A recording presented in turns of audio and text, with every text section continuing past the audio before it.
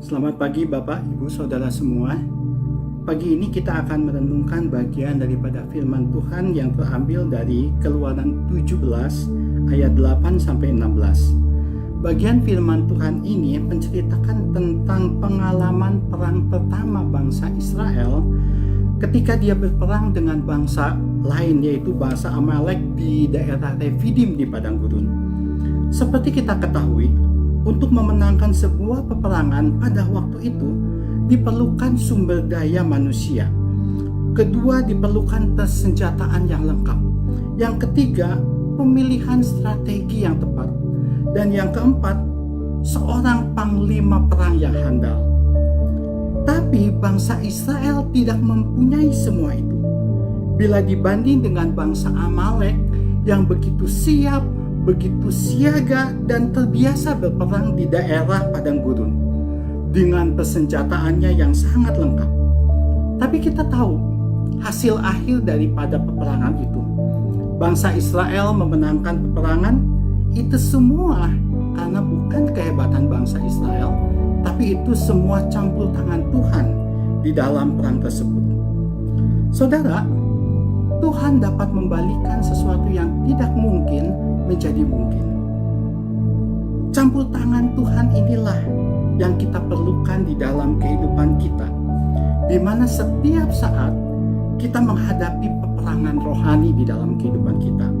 Seperti yang ditulis di dalam 1 Petrus 5 ayat 8, bahwa lawanmu si iblis seperti singa yang mengaum-ngaum berjalan berkeliling dan siap menelan siapapun orang yang dapat ditelannya. Nah, bagaimana supaya kita dapat menang di dalam peperangan rohani ini?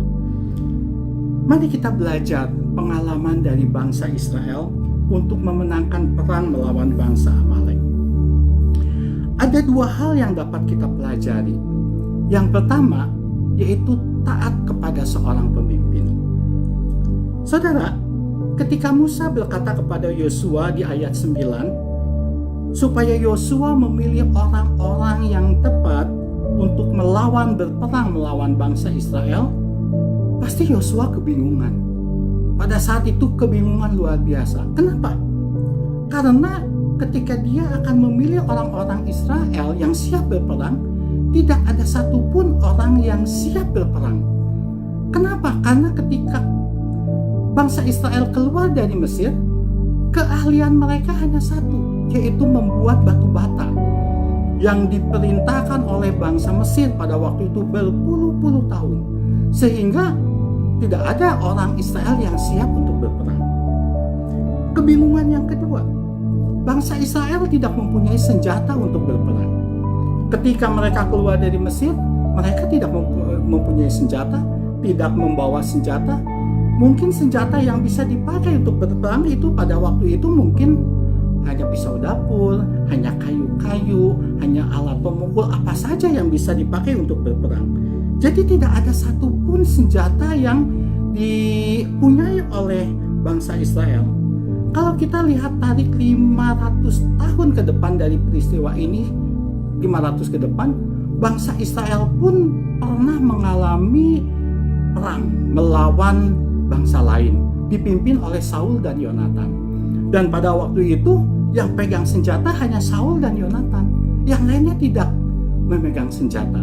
Apalagi pada peristiwa saat itu, di mana 500 tahun ke belakang, dia sama sekali mereka tidak mempunyai senjata. Sehingga ini membuat kebingungan bagi Yosua. Kebingungan yang lain, ketika Yosua menghadapi kenyataan seperti itu, dia tidak mempunyai strategi perang. Untuk berperang dia tidak mempunyai keadaan dan juga tidak mempunyai strategi untuk berperang karena berpuluh-puluh tahun dia hanya sebagai budak. Dan kebingungan yang lain yaitu dirinya sendiri, karena Yosua bukan seorang panglima perang. Bagaimana dia harus memulai, bagaimana dia harus menggerakkan bangsa Israel di dalam peperangan sama sekali tidak ada di dalam pikirannya. Ditambah dengan medan perang yang sangat tidak dikuasai, yaitu di padang gurun. Saudara, kebingungan Yosua itu makin bertambah ketika Musa mengatakan, "Yosua, aku akan ada di atas bukit," sambil memegang tongkat Allah.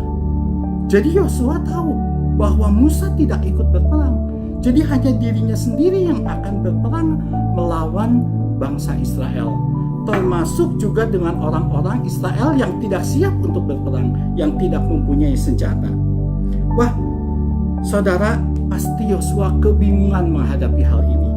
Tapi ada satu hal yang patut kita contoh dari Yosua, yaitu Yosua taat kepada pemimpin. Di dalam kebingungannya, Yosua tidak mengeluh, Yosua tidak menolak, Yosua tidak ngomel-ngomel, tapi dia melakukan seperti apa yang dikatakan oleh Musa. Saudara, ini adalah salah satu contoh yang perlu kita teladani di dalam kehidupan kita. Ketaatan kepada pemimpin inilah yang harus kita lakukan masing-masing di dalam kehidupan kita. Baik di dalam keluarga, baik di dalam gereja, baik di dalam pekerjaan, ataupun di dalam organisasi lainnya. Taat kepada pemimpin kita di dunia merupakan satu pembelajaran untuk kita taat kepada pemimpin agung kita, yaitu Yesus Kristus. Hal yang kedua yang kita bisa pelajari yaitu kehidupan yang disertai oleh Tuhan. Salah satu cara Tuhan menyertai kita dengan menghadirkan orang-orang yang ada di sekitar kita untuk menyertai hidup kita. Kalau kita lihat Musa memegang tongkatnya Allah, dia dibantu oleh Harun dan Hur. Mereka adalah orang-orang terdekat daripada Musa. Mereka adalah orang-orang yang dipakai oleh Tuhan untuk menyertai Musa. Oleh sebab itu, kita perlu memelihara, mendoakan orang-orang yang ada di sekitar kita. Apa itu keluarga kita, teman sepelayanan di gereja, teman-teman komsel, atau bahkan teman-teman di tempat kerja. Seperti ditulis di dalam kitab Galatia 6 ayat 2, dikatakan, "Bertolong-tolonganlah menanggung bebanmu, demikian kamu memenuhi hukum Kristus." Saudara, inilah rahasia sukses bangsa Israel untuk menghadirkan campur tangan Allah di dalam peperangan tersebut. Bagaimana dengan kita? Apakah kita mau taat kepada pemimpin kita? Apakah kita mau juga saling memperhatikan dengan kasih orang-orang di sekitar kita? Kasih dan ketaatan inilah yang mengundang campur tangan Tuhan di dalam hidup kita. Dan kalau Tuhan berpihak pada kita, siapapun tidak ada yang dapat melawan kita. Amin.